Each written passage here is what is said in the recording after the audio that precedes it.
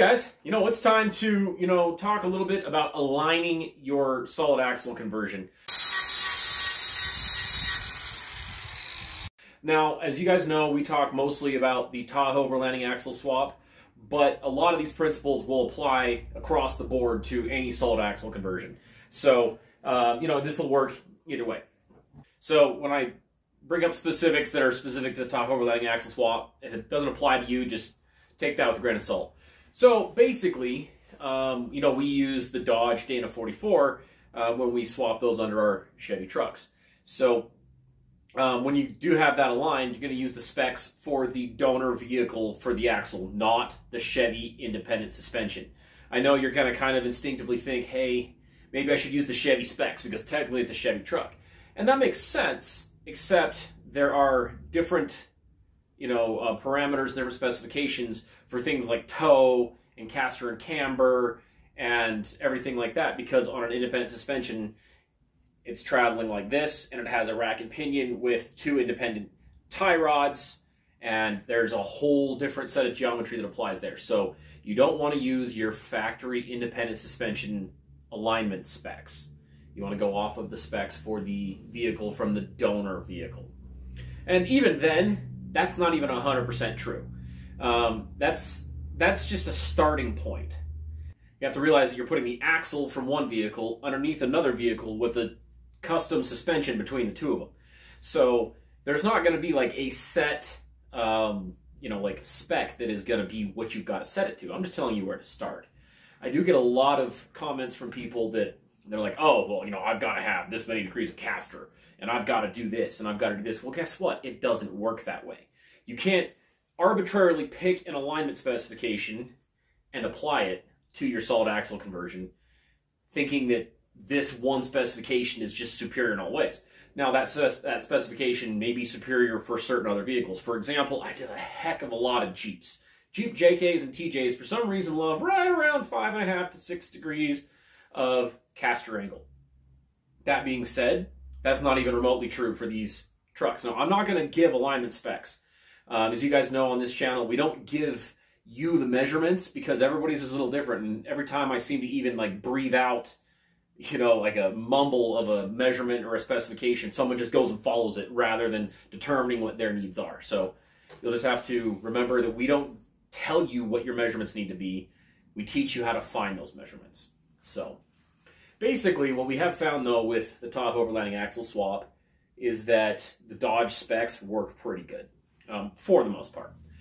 Now, when someone goes and tries to tell you to adjust your toe using a tape measure in your driveway, I honestly laugh almost every single time, because you don't realize that that doesn't work. If you look and you see specs, go ahead, pause the video right now and go Google specs for any solid axle vehicle, a Jeep or the Dodge or whatever. Just pause right now and go Google some toe specs on how to do it in your driveway. And what you'll see is that you're going to have people tell you that you have to have a certain difference between usually the outside of tread of the tires of the front, and then outside of tread and outside of tread of the tires on the rear. Let's say it's an inch. I'm just picking an inch. That's not anything specific. Well, that's true, except toe angle is exactly that. It's an angle. So if you have a larger tire or a smaller tire, the distance that is different between the front and the rear is going to vary. Even just the difference in tire tread wear is going to make a huge difference on the toe angle. So whenever someone says, oh yeah, this is the measurement, they never actually specify, oh, that's with this tire. And even then is that they're not even basing that off of anything. It's just what they did in their driveway because someone else told them to do that. And so really, the only true way to get proper toe adjustment is to have a laser alignment done. And that's easy. I mean, on these solid axle conversions, that's the only part of the alignment that you need to have laser done. And so it's usually pretty cheap if you find the right place. Most of the time, I'll just run it down to any tire shop and just say, hey, just set my toe real quick. Set it to a 2001 Dodge Ram. And it's a cheap alignment because they don't have to adjust anything else. And luckily, it's easy to adjust on ours because, it's all new steering parts at that point. And the adjustment sleeves aren't bound or seized or anything. So it's usually a pretty cheap alignment.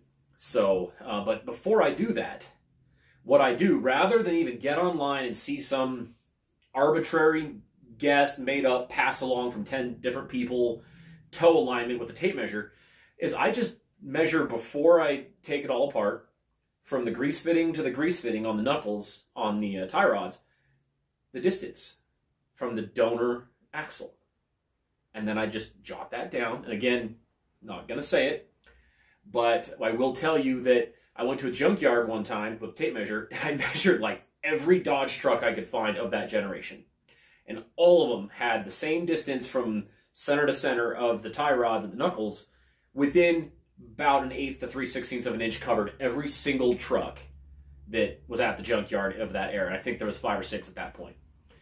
So that being said, that's a good starting point, because toe also is pretty forgiving. It doesn't have to be dead on. And that's why these guys online telling you to use a tape measure and go 1 inch or 1.5 inches or whatever, it's okay for the most part, because there's a lot of forgiveness in the toe adjustment. But it's just incorrect. So you might as well just get it close based off of what it was under the Dodge before you take it all apart. Or if you have an axle that didn't have any steering on it when you got it, just run to a junkyard real quick and throw a tape measure on. Find a car in a parking lot. You know, find a buddy with one of these Dodge trucks and just measure it. Like I said, rather than tell you, I encourage you to find your own measurements. So, that being said, that's your toe adjustment. Now, the other one is going to be your steering wheel, for the most part, drag link adjustment. Now, get that as close as you can. You adjust the adjustment sleeve on your drag link, get your steering wheel centered. Now, you'll notice that what seems like centered in your driveway, you get your front wheel straight, get your steering wheel straight, and adjust until it's all straight. You'll go drive it, and it'll be cocked a few degrees one way or the other. So you might have to drive it 2 or 3 times and just adjust it and get your steering wheel centered. No problem. So do that. And once you've done that, you know, you can run it down to the alignment shop and have them, you know, set your toe adjustment. Pretty easy. But what you want to do even before all of that is set your caster angle. Now, caster is pretty important when it comes to the way the vehicle handles and feels at high speed. For the most part, that's where caster plays its biggest role, at high speed. And we don't have a ton of, you know, choice on what kind of caster angle you can have, because we use a double cardan style front drive shaft with double cardan up at the transfer case end, and those need to have a really narrow window of U-joint working angle at the pinion end of the drive shaft to not have vibrations.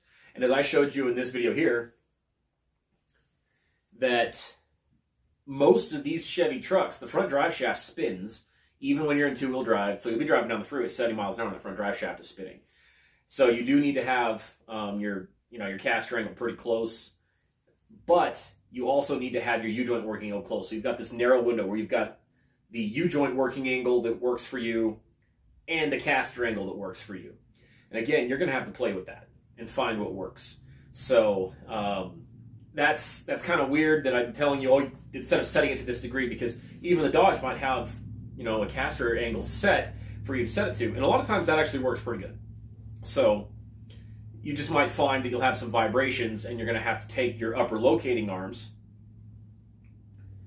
and adjust them a little bit to adjust your, what will be effectively your caster angle, but you're more aiming for your U-joint working angle at the pinion to make that vibration go away. So really, what you're having an alignment shop do is just set it, and then you might have to adjust the caster after they've set it. But that's all you've really got to do. It's a pretty cheap alignment. They're adjusting toe, and they're adjusting the drag link for steering wheel center, and they're adjusting caster. There's no camber adjustment that an alignment shop is going to do on the alignment rack with these axles. Now, that's because the inner C's of the axle that are welded onto the axle tube have the actual camber built into the into the seat, so it's not really adjustable. So unless your ball joints are destroyed, it's not going to change. It should be in spec. And so yeah, they don't have any adjustment on that. So it's a really cheap and easy alignment to have an alignment shop do. And I usually just have them do a laser alignment, because why not? I mean, it's usually like 50 to 70 bucks, have them get that set as close as they can get it, and then everything's great. So if you're going to do your driveway alignment by yourself, which I've also done, I've just done it in my own driveway, just don't go off of the tape measure to the outside of tread, tape measure to the outside of tread on the on the actual caster angle. Now, if you wanted to then try to measure with the tape measure, figure out the outside diameter of the tires, then start measuring and calculating, you know, differently the two different measurements, how those somehow will equate into an angle, yeah, go ahead and do that. But I don't know about you, my time is worth more to me than to sit there and monkey with stuff. If I can get it close and let someone else for not that much money get it perfect, I'm gonna do that. I'm not worthless. I'm worth something, and I'm not gonna waste myself doing something someone else can do better. Now, you know, there's a lot of companies like TMR Customs who make these. And if you look at, you know, buying that, then cool, then you can do your own toe angle adjustment, you know, in your driveway. But really, how often are you setting your own toe? Once? I mean, once you set it, it's not really something you're changing much.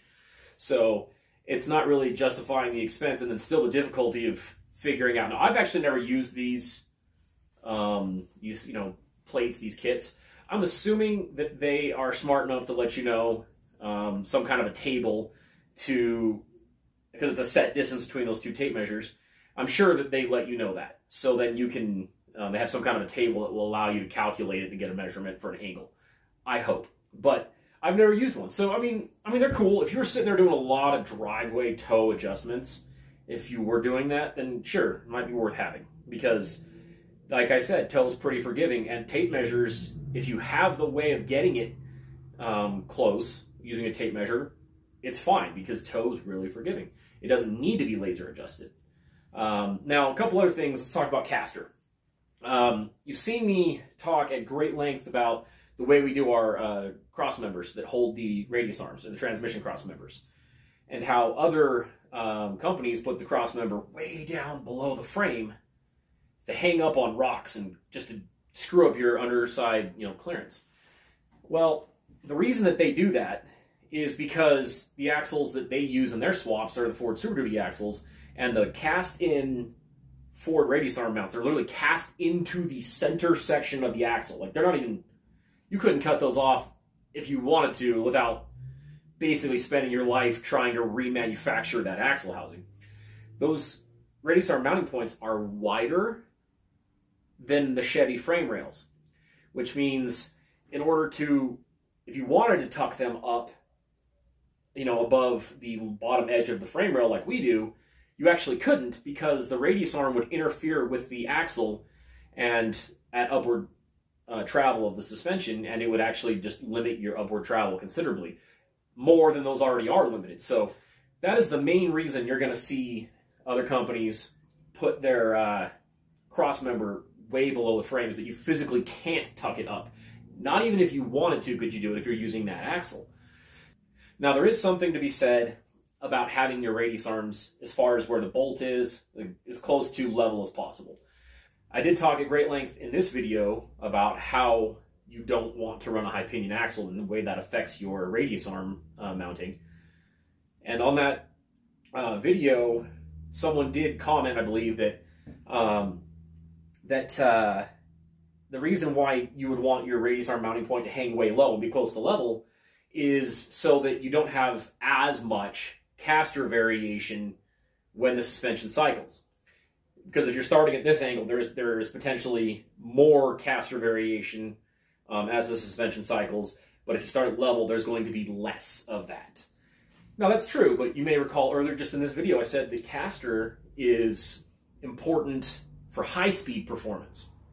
And that's going to be, for the most part, stability at speed. When you're driving down the road, if you've ever driven a vehicle where the front end just feels kind of light, it just feels like the tires are just kind of floating on glass, that's often resulting to caster angle causing that, not enough caster.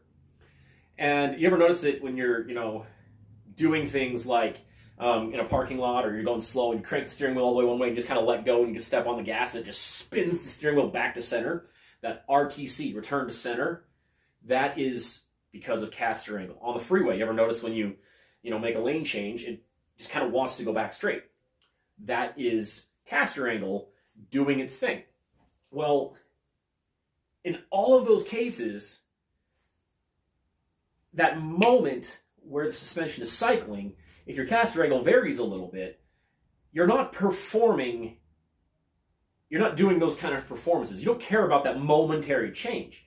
You're doing it, you know, as if you are worried about your return to center on your steering wheel in the thousandth of a second from hitting a small bump, then you're worrying about nothing. So that is kind of a non-issue. And the reason why that's important is that I talk about in that video that the reason why we put the radius arm mount up so high and as close to where it needs to be for proper geometry, which is what I discussed in that video, is that it does make the double cardan drive shaft perform better and bind less and be more happy in its actual function. So what you're going to find is that if you put your radius arm mount upward in the correct position, as I discussed in that video, that no matter where your suspension is, you will have the proper working angle on the U-joint and therefore the proper geometry of the double cardan joint on the drive shaft. Now that's what you care about.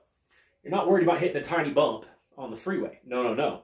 It's when you're off-road and your axle's all drooped out, and you're spinning tires and you're hopping, you want that double cardan joint to be its least likely to fail. Or when you're kind of bouncing a little bit, trying to get up over something and your suspension's really cycling, and that's when you're putting power to that shaft. That's when you're fighting it. That's when, you know, it's really going to be, it's most likely to fail. That is when you want to have the right geometry. So you want to care more about the geometry in that moment than you do in that, you know, hundredth of a second of hitting a bump on the road, right? So just something to think about is that, you know, yeah, caster is important, but U-joint working angle and double cardan performance is actually more important. You don't want to blow up, you know, a drive shaft needlessly. And on the road, sure, you don't care about that because you're not even putting power to the front drive shaft anyway, and you're not bouncing and cycling the suspension. So if you're thinking about road performance, absolutely. Because also having your radius arms be a little more level, in theory, gives you a lot more smoother ride. Okay, it's not as harsh of a ride. But I'll tell you one thing. Talk to anyone who's done the Tahoverlanding Axle Swap. This ride is like a cloud. It is plush. It is wonderful. No one's like, oh my gosh, it's such a rough ride. No, it's an amazingly smooth ride compared to what you have. In fact, compared to most other vehicles, it's even pretty smooth. So you have some comfort that you're also able to sacrifice to get some better, you know, U-joint longevity and performance off-road. On some other vehicles, yeah, you've got to have level arms because they ride like crap, and you're trying to find every little bit of improvement that you can. In this swap, you don't care about it. It's not that big a deal. So just something to think about is that you can't apply the logic from one vehicle to this vehicle. Everything's a little bit different. And if you're going to be doing your own swap, yeah, you can do your own alignment in the driveway. I've done swaps where, like I said, I just measured the toe adjustment from the donor vehicle, matched it, set my drag length so that my steering wheel was straight, and then I never took it to the alignment shop again. Years went by, and I thought about, like, oh yeah, I was going to go to the alignment shop, and I never did. So, yeah, that's, I mean, for example, in fact, I think my blue Tahoe, I did that. I driveway set it, just doing what I said, and then thought to myself I was going to take it to the alignment shop, and then just never did it. Because it's fine. And I put thousands and thousands of miles on it, on-road and off-road, mostly off-road. Tires haven't worn weird, hasn't handled weird. I've actually, even since replaced, in the last few years, replaced all the tie rod ends and everything. And I just matched the measurements and the length, and it runs great. So just, I think the most important thing is to not just go off of that, oh, tread to tread, and then the difference between tread and tread is incorrect. Just don't do that. And you'll be good, I promise. Just measure the donor vehicle before you take it apart and match that. That's a great starting point. Now, every vehicle is a little different. Your weight distribution is a little different. Obviously, it's super long bed Silverado. You know, quad cab Silverado is going to have a different wheel length, wheelbase and truck length with a different weight distribution than a shorter full body Tahoe. So, you know, you can't just apply any one specification across the board as far as alignment specs go, but these are just where you would start and then go from there. And in other vehicles, you don't have a lot of opportunity to change much stuff either. Like if you have a leaf sprung vehicle, this is one reason why I also just hate leaf springs, and I advocate against them. But if you're doing a leaf spring swap, especially if you're using like a Chevy axle or a Dodge axle that has the leaf spring pads already cast onto the housing, that angle's set. So that your caster angle doesn't get to be set by you. You have no option to change it. The only way you could change it would be by lowering or raising your actual leaf spring hangers or shackles, which would then raise and lower the vehicle. So, I mean, it's just, you have no control over how your vehicle ends up being. So that's another reason why the Tahoverlanding Axle Swap is better and superior to leaf springs, is you have control where you wouldn't have control. And I think that's amazing because, you know, leaf sprung vehicles, when you do have a problem with the drive shaft vibrating, it sucks because you don't have a lot of ways of fixing that.